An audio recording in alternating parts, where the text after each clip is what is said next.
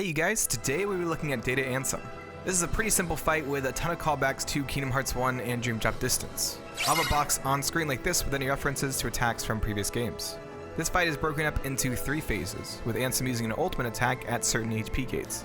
This ultimate attack actually slightly changes for each phase. Let's look at the first phase. During this phase, Ansem will cycle between 3 sequences of attacks. Ansem's first attack starts with him summoning dark orbs around Sora. 2 orbs will glow before shooting a beam at you. This will happen 4 times before Ansem summons a set of mines that home in on you. Ansem will follow this up with casts of dark fire. Each set of casts will have 1 group of fast-moving casts and a group of slow ones. There are 2 openings throughout this whole sequence. The first is right after Ansem summons the mines, and the other is after his cast of dark fire. You actually hit him after the first and second cast of dark fire. Ansem's next attack opens with a spinning beam shield. He'll immediately teleport away after the dash and send a pool of darkness out below you before spawning mines all around you. Unblockable claws will appear from the pool, hitting into the air before the mines close in on you. Ansem will be open after spawning the mines, but you'll have to be careful as the mines will home in on you. The last attack he will do is a set of 3 dash attacks. The third one has a slower build-up for the stronger dash. After the third dash, Ansem will teleport away and be open.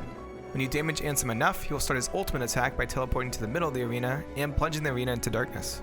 If you play Dream Drop Distance, then this area probably looks very familiar.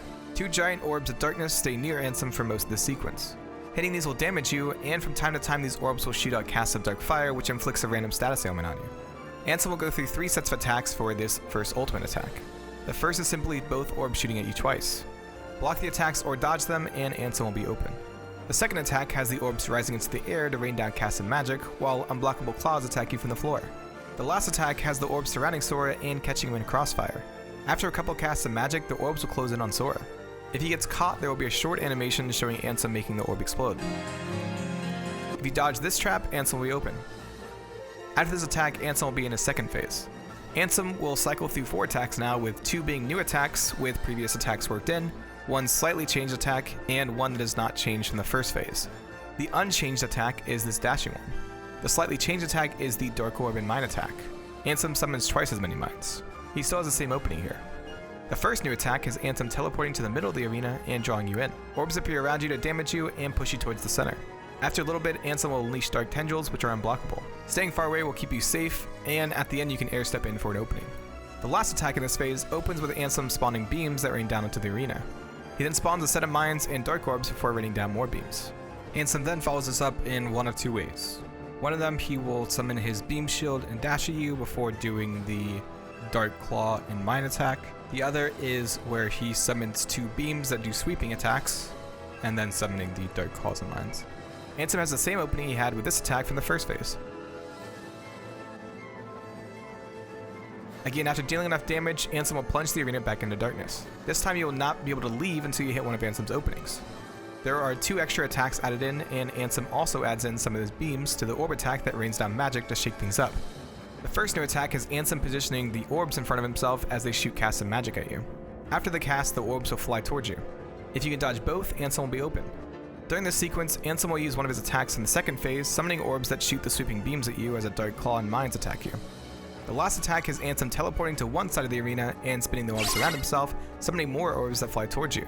There is a pattern to this, with about 2 or 3 waves coming at you before a set of orbs are lined up around Ansem and shot out one by one. After this, Ansem will be open. The last phase stays in the darkness-covered arena, regardless of any openings you hit.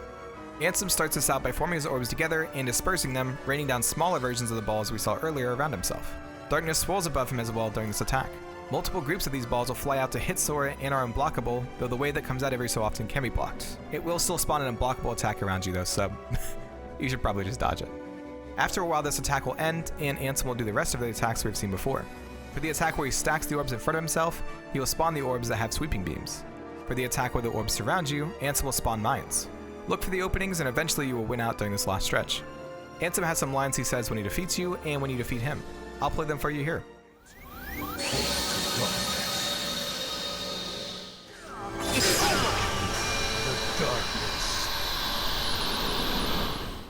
And I think that was all I have for you guys today. This fight was one of the simpler ones in my opinion, though the ultimate attacks are no joke. I do like how the attacks are all kind of layered in by the end of the fight, which is super rewarding when you start picking up on the cycles. Anyway, thank you to my patrons who support me. Their names will be on screen right now. If you want to see my breakdowns early or schedule the breakdowns I want to do for each month, head over to my Patreon. I've been streaming a ton over on Twitch as well, so if you enjoy Kingdom Hearts or Final Fantasy, be sure to drop a follow. If you enjoyed this video, click the cards on screen to see some other data battle breakdowns. Subscribe or share this, and I'll see you in the next video.